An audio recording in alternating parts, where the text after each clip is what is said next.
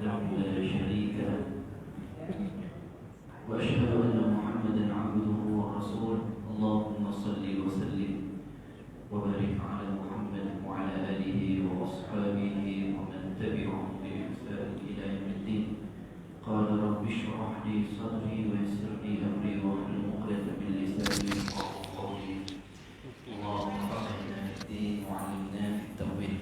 اللهم يسر ولا تعسر. اللهم انفعنا بما علمتنا وعلمنا ما ينفعنا وزدنا علما. والحمد لله على كل حال. أما بعد. Yang saya hormati Tuan Pengurusi, Tuan Imam, ahli jawatan kuasa muslimin yang dirahmati Allah Subhanahu wa taala. Syukur pada Allah Subhanahu wa taala dapat kita bertemu pada tengah hari ini. Alhamdulillah kita berada di bulan akhir Syaban, tuan-tuan ya. Yang mana hadirin yang dirahmati Allah Subhanahu wa taala, di dalam bulan Syaban ini ada hadis disebutkan oleh baginda sallallahu alaihi wasallam.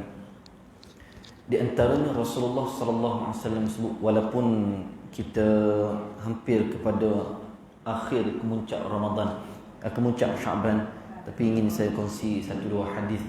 Mudah-mudahan ada kesempatan kita lakukan, mudah-mudahan ada kebaikan pada kita. Disebutkan oleh Nabi sallallahu alaihi wasallam dalam satu hadis daripada Usamah bin Zaid radhiyallahu anhuma.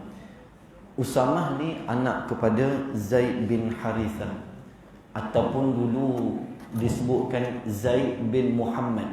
Muhammad tu Rasulullah lah. Zaid ni anak angkat kepada Nabi sallallahu alaihi wasallam. Anak angkat pada Nabi. Kalau kita lihat di zaman jahiliah dulu, anak angkat dia boleh mewariskan harta ayah angkatnya. Sebab tu kita lihat tuan-tuan ya, hari ni pun ada orang ambil anak angkat. Kadang-kadang ambil anak angkat bahayanya, dia ambil lain jantina. Kalau yang ayah, dia ambil anak perempuan anak angkat. Kalau yang ibunya, dia ambil anak lelaki anak angkat. Yang ni boleh menimbulkan fitnah ya, kerana dia anak angkat ni dia tak sama dengan anak susuan, anak yang diberi susu semua. Jadi kalau kita lihat, sebenarnya dalam Al-Quran Allah sebut falamma qada Zaidun minha watara. Dalam surah kalau tak salah surah Al-Ahzab, Allah sebut nama seorang sahabat Nabi yang bernama Zaid. Falamma qada Zaidun, Zaid lah ya. Jadi Zaid ni istimewa dia. Dia di antaranya anak angkat Nabi sallallahu alaihi wasallam. Tapi kita lihat Rasulullah sallallahu alaihi wasallam meminangkan untuk Zaid bin Harithah seorang wanita yang mempunyai kedudukan. Lalu menikah di antaranya disebabkan Zaid bin Harithah seorang yang tidak ada kedudukan harta yang banyak, maka disebabkan rumah tangga mereka tidak lama, maka berpisah antara mereka berdua. Lalu Rasulullah sallallahu alaihi wasallam bila cukup iddahnya, Nabi kahwinkan, iaitu isteri Zaid tadi Nabi jadikan isteri Rasulullah. Sebabnya Allah nak sebab budaya masyarakat jahiliah dulu, anak angkat ni dia tak ada kahwin dah. Jadi dalam Islam ni anak angkat macam tu tak ada masalah. Maka sebab tu kita lihat kalau nak ambil anak angkat, jangan menimbulkan fitnah pada kita. Kadang-kadang ada orang ambil anak angkat perempuan yang lakinya kan, dia lain macam, dia punya bercakap, layanan dia tak sama dengan anak sendiri, sebab bukan anak kita. Baik tuan-tuan, dalam hadis ni disebutkan oleh Nabi sallallahu alaihi wasallam ketika mana Usamah bin Zaid radhiyallahu anhu, dia melihat Rasulullah sallallahu alaihi wasallam pada bulan Syaban ni Nabi berpuasa panjang. Bukan panjang maknanya tak buka-buka.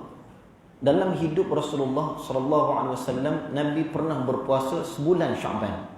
Tapi bukan tiap-tiap tahun ya. Sekali kalau tidak salah dalam riwayat Nabi puasa sebulan penuh bulan Syaban. Jadi bila mana Rasulullah sallallahu alaihi wasallam sebut bila mana Nabi ditanya oleh Usamah bin Zaid, maka Nabi kata, "Dzalika syahrun yughfalun nasu anhu baina Rajabin wa Ramadan. Wa huwa syahrun turfa'a fihi minal a'malu ila rabbil alamin. Fa uhibbu an yurfa'a amali wa ana sha'im." Nabi kata, "Dzalika syahrun." Inilah dia bulannya. Ni bulan ni. Bulan apa? Bulan Sya'ban. Dzalika syahrun yughfalun nas. Bulan ni, bulan Sya'ban ni, kata Nabi, ramai orang yang lalai padanya. Bulan Sya'ban ni ramai orang lalai. Nabi sebut macam tu. Baina Rajabin wa Ramadan. Di antara bulan Rajab, Ramadan, Sya'ban ni ramai orang lalai pada dia. Kita ni kebetulan, tuan-tuan, kebetulan PKP, tak boleh rentas negeri. Kalau boleh rentas negeri, cuti sekolah anak tu ramai ke Langkawi. Betul tak? Dah beli tiket dah, tapi apa nak buat? Cancel lah, tak boleh pergi. Kalau tak Langkawi, PD dekat sikit, jauh sikit PD, Genting kamera. Maknanya bulan Sya'ban ni ramai orang lalai, kata Nabi. Tapi nasib baik tak boleh merentas negeri, kan? Tu pun bulan Sya'ban ramai orang menikah. Betul tak? Dah macam tadi menikah dah lepas ni. Oh, menikah seorang. Tak boleh rentas negeri. Dia cari juga jalan nak merentas negeri ni. Kan, nak sebut manusia. Bulan ni juga ramai orang meninggal. Betul tak? Jemaah kita berapa orang meninggal? Ni yang tak ada. Yang tak ada tak datang. Yang tak ada betul-betul tak ada dah. Yang kembali rahmatullah. Lebih sihat pada kita lagi. Lebih muda pada kita lagi. Kan? Tak ada penyakit, meninggal dunia. Seorang demi seorang. Belum Ramadan, kita minta pada Allah, balighna Ramadan. Ya Allah, sampailah kami bulan Ramadan. Bukan senang tuan-tuan nak jumpa Ramadan ni. Tak banyak hari ni, belum tentu lagi jumpa ni. 3-4 hari lagi berkemungkinan boleh berlaku. Hidup ke tidak kitanya. Tapi kita minta pada Allah, balighna, sampailah kami Ramadan ya Allah. Kalau nak mati pun malah raya mati dah. Kalau nak matilah kan, ada berani. Jangan, kalau boleh nak jumpa lagi Ramadan tahun depan. Baik, Nabi sebut apa? Baina Rajabin wa Ramadan. Di antara bulan Rajab, Ramadan, Sya'ban ni dah ramai orang lalai. Kata Rasulullah sallallahu alaihi wasallam, "Wa huwa syahrun turfa'u amali." Wa huwa syahrun turfa'u fihi a'mal. Padanya bulan Sya'ban ni Allah Subhanahu wa taala mengangkat amalan kita pada bulan ni. Bulan Sya'ban ni Allah angkat amalan kita. Amalan apa tu yang paling bagus untuk dilakukan pada bulan ini? Apa dia? Kata Rasulullah sallallahu alaihi wasallam, di antaranya kata Nabi, amalan banyak boleh buat, tapi salah satunya yang Rasulullah buat pada bulan Sya'ban, puasa sepanjang bulan Sya'ban dalam hidup Rasulullah. Ya, bukan tiap tahun. Jadi nak sebutnya, kalau tuan-tuan nak puasa sebulan Sya'ban, silakan. Kalau tuan-tuan nak buat amalan-amalan lain, berzikir, berqiyam, bertahajud, khatam Quran, baca Quran, berzikrullah, apa sahaja amalan, menginfakkan harta di jalan Allah, silakan. Kerana amalan ni kita diperbanyakkan buat amalan baik. Ni bulan Sya'ban ni, kata Rasulullah sallallahu alaihi wasallam. Baik, sebab apa Nabi kata, fa uhibbu an yurfa'a amali wa ana sha'im. Dan kata Nabi, aku amat suka sekiranya amalanku diangkat waktu mana aku sedang berpuasa padanya bulan ni. Bulan ni tuan-tuan ya. Jadi kata Rasulullah, berpuasa pada bulan Sya'ban ni bagus untuk kita. Tapi kalau tak puasa, berdosa. Tak berdosa, tak ada masalah. Cuma sunat kita buat. Tak buat, tak dapat pahala. Ya, tapi pentingnya tuan-tuan ya, Ramadan, puasalah yang terbaik buatnya. Baik, itu yang pertama. Yang kedua, dalam hadis disebutkan oleh Nabi. Hadis tadi disebutkan oleh siapa dia? Tadi hadis disebutkan oleh Imam Ahmad dan An-Nasai. Imam An-Nasai menilai hadis ni hasan, hadis baik.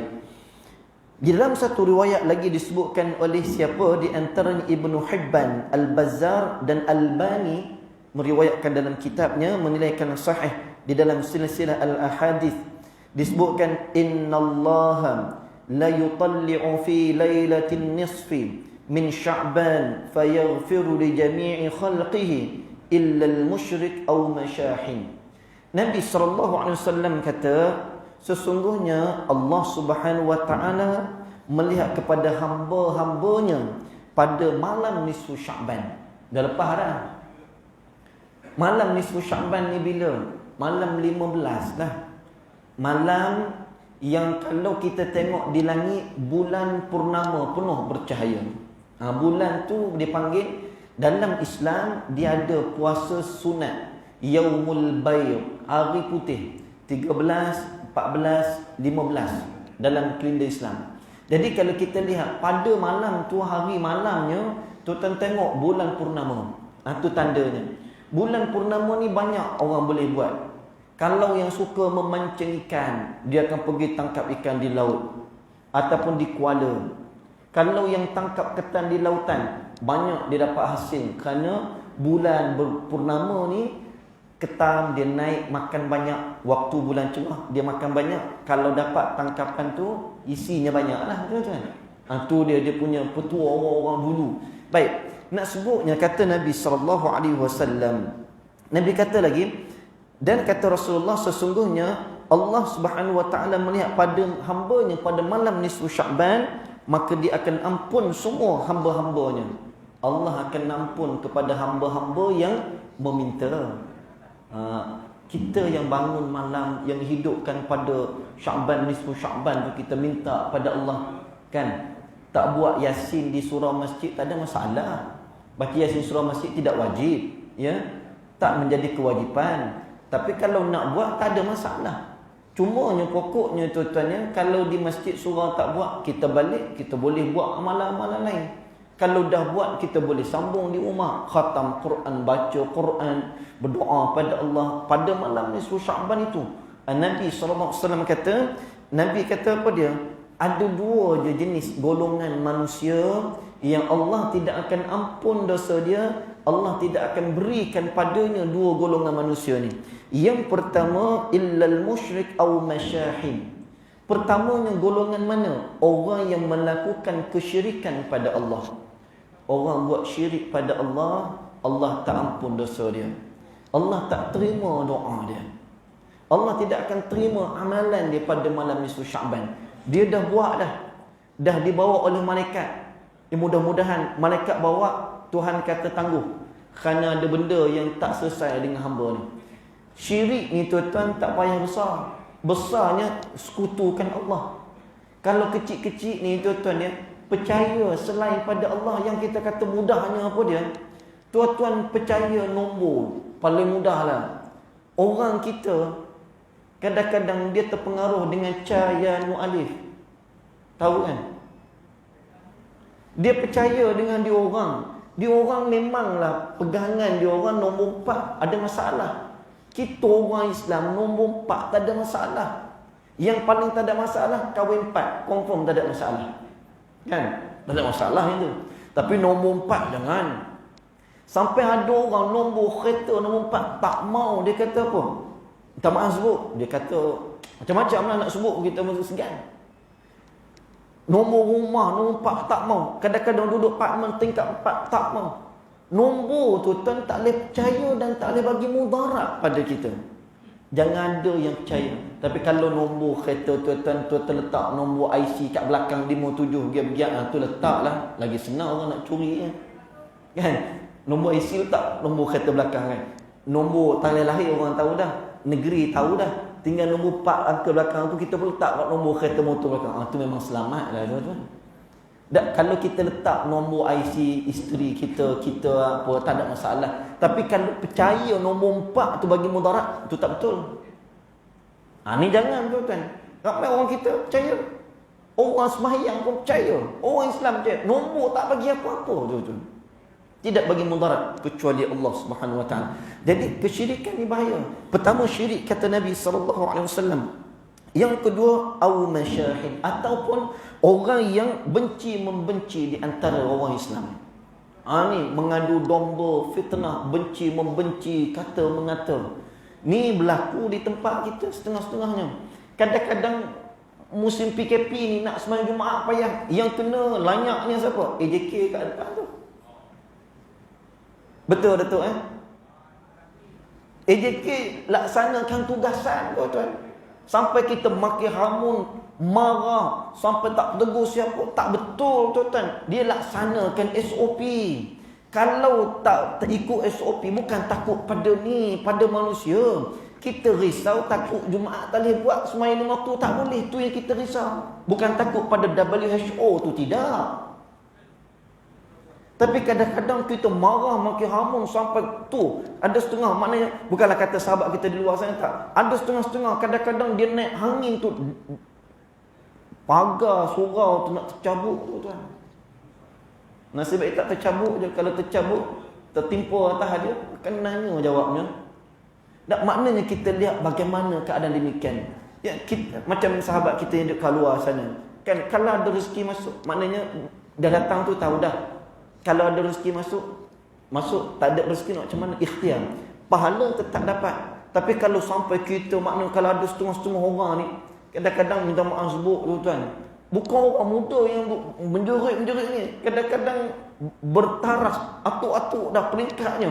Kadang-kadang anak-anak tengok apa hal pula atuk aku ni duk mengamuk kat surau. Tak boleh datang, sudahlah tu, balik dah. Kan? Ni sampai tuan, benci membenci, maki hamu ni, sayang kita, rugi. Amalan kita bulan Syaban ni, kita dah buat macam tu, buat dosa saja-saja, marah pada rezeki jawatan kuasa masjid surau, sayang tuan. Nak mari buat ibadat, dapat bala. Kan? Dapat dosa. Lepas tu pula bulan Syaban ni pula, kita dah cantik nak masuk Ramadan, kita buat pula perkara yang tak baik. Ini tidak sepatut berlaku. Tak sepatut. Jadi nak sebut pada tuan-tuan yang dirahmati Allah Subhanahu Wa Taala, kita kena sabarlah tuan. Nak macam mana? Kan? Tapi maknanya kalau begini barulah kita rasa nak datang Jumaat awal kan. Kalau tak, khatib khutbah kedua baru nak keluar rumah. Bukan tuan-tuan kan. Di belah-belah sana kan. Khatib nak habis dah, dia baru nak keluar rumah. Nak pergi mana? Jumaat apa ke benda? Nak sebut kan. Tapi nak sebut maknanya sekarang ni pendatang, kita datang masing-masing datang awal. Bersungguh-sungguh nak datang Jumaat. Maknanya nampak di situ kita nakkan salat Jumaat. Jadi nak sebut begitulah tuan-tuan, kita minta jauh pada Allah Subhanahu Wa Taala. Ya, bagaimana keadaan kata Nabi sallallahu alaihi wasallam, yang dua benda ni. Pertama, syirik pada Allah. Yang kedua, iaitu benci membenci, bermusuhan di antara kita. Kalau ada sebelum ni datang minta maaf. Datang minta maaf. Tuan, saya minta maaf banyak. Walaupun tuan tak tahu, tapi mulut saya kata begian. Tak payah cakap lah. Kalau cakap kena penampur kat dia pula kan. Kau ni begian kan. Maknanya tak cakap, saya minta maaf. Saya tersilap faham dengan tuan. Tapi apa saya minta maaf banyak-banyak. Halal minta maaf banyak-banyak. Selesai tuan. Ni. Sebab tu dosa dengan manusia lagi besar dengan dosa dengan Allah. Manusia ada waktu dia akan mati. Pergi ke kubur pun tak ada cakap dah. Kan? Jadi waktu hiduplah kita bermaaf-maafan. Dan minta maaf bukan hari raya. Sekarang. Bukan tunggu raya. Lepas puasa nanti dah, raya nanti dah. Tak ada. Ya? Sekarang kita andainya ada terkasar bahasa, maka kita minta pada Allah Subhanahu Wa Taala. Baik, tuan-tuan yang dirahmati Allah Subhanahu Wa Taala. Sikit masa lagi ada. Saya nak sebutkan satu hadis lagi, tuan-tuan yang dirahmati oleh Allah Subhanahu Wa Taala. Di antara disebutkan oleh baginda sallallahu alaihi wasallam, ya. Disebutkan oleh Nabi tentang hari Jumaat ni, kita nak sebut sikit berkenaan dengan hari Jumaat, terkenal dengan hari penghulu pada hari-hari yang lain. Dan hari Jumaat ni memperbanyakkan kita berselawat. Ka'ab radhiyallahu anhu meriwayatkan an Abi bin Ka'b qala kana Rasulullah sallallahu alaihi wasallam idza dhahaba thuluth al-layl qama faqala ya ayyuhan nas udhkurullah ja'at ar-rajifah tatba'uha ar-radifah jaa al-maut bima fihi Qala abi qultu ya Rasulullah inni aktharu as-salata 'alaik fakam aj'alu laka min salati faqala ma syi'ta qala qultu ar-rubu' qala ma syi'ta fa in zidta fa huwa khairul lak qultu an-nisf qala ma syi'ta fa in zidta fa huwa khairul lak qala qultu fa thuluthain qala ma syi'ta fa in zidta fa huwa khairul lak qultu aj'alu laka salati kulluha qala idza katafa hammak wa yughfar laka dhanbuk. Hadis disebutkan oleh Imam Tirmizi, hadis sahih hasan. Nabi kata daripada Ka'ab radhiyallahu anhu, kana Rasulullah sallallahu alaihi wasallam, adalah Nabi sallallahu alaihi wasallam apabila berlalunya, iaitu berlalunya thuluth 2/3, iaitu 2/3 malam. 2/3 malam ni dalam hadis yang sahih Nabi sebut tuan-tuan, yang bermaksud Allah Azza wa Jalla turun ke langit dunia. Allah turun tiap-tiap malam. Tiap-tiap malam Allah turun langit dunia.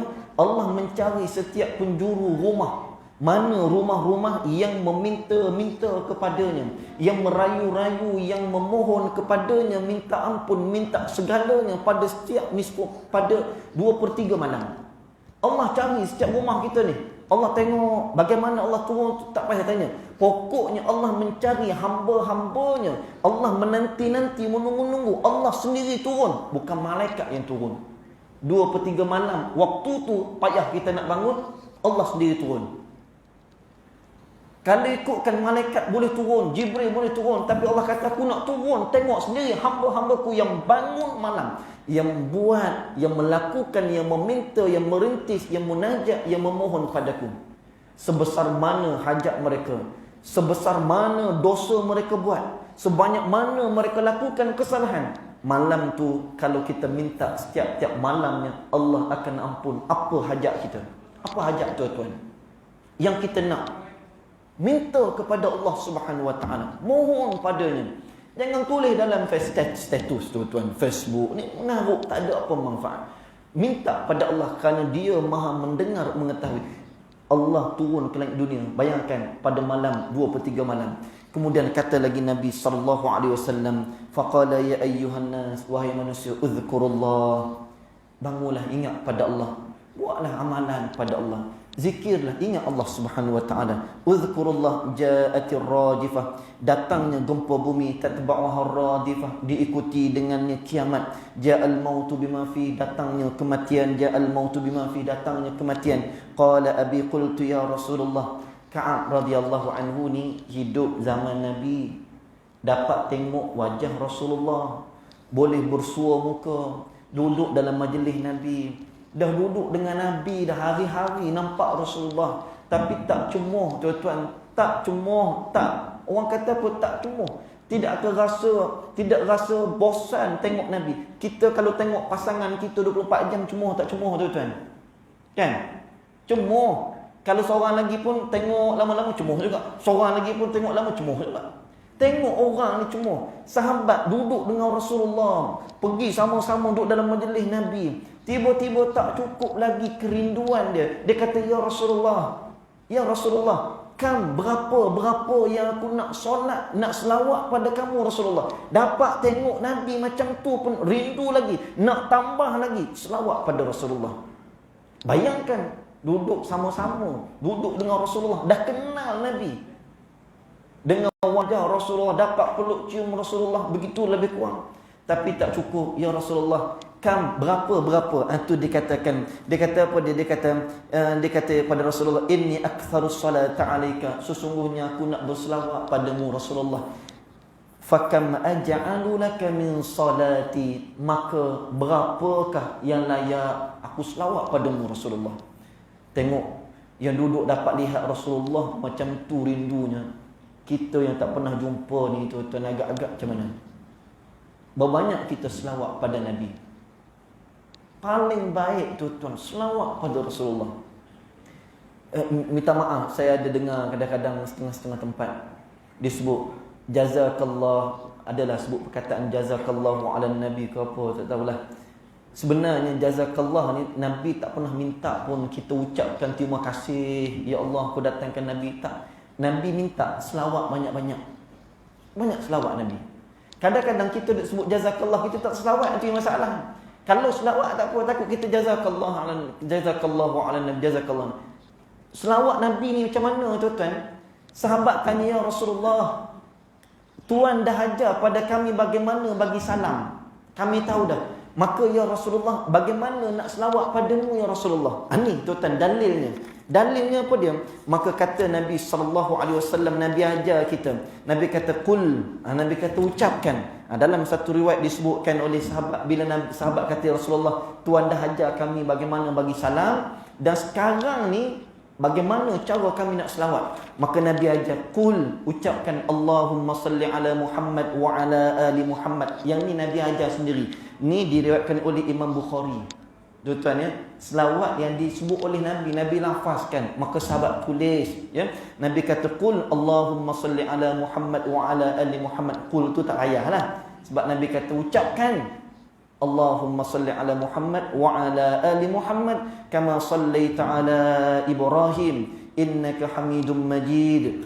Allahumma barik ala Muhammad wa ala ali Muhammad kama barakta ala Ibrahim innaka Hamidum Majid. Yang ni yang Nabi ajar. Adapun selawat-selawat Nabi yang lain tuan-tuan ya, tidak ada salah. Kama sallaita ala Ibrahim wa ala ali Ibrahim wa barik ala Muhammad wa ala ali Muhammad kama barakta ala Ibrahim wa ala ali Ibrahim fil alamin innaka Hamidum Majid. Tidak ada salah. Tapi nak sebut, kalau saya katakan tadi, kalau kita sebut jazakallah tak selawat Nabi, tak jadi. Yang pokoknya Nabi suruh kita berselawat. Selawat paling simple, Allahumma salli ala Muhammad. Masa tidak mengizinkan, kita jumpa lagi pada akan datang. Wabillahi taufiq wal hidayah. Assalamualaikum warahmatullahi taala wabarakatuh.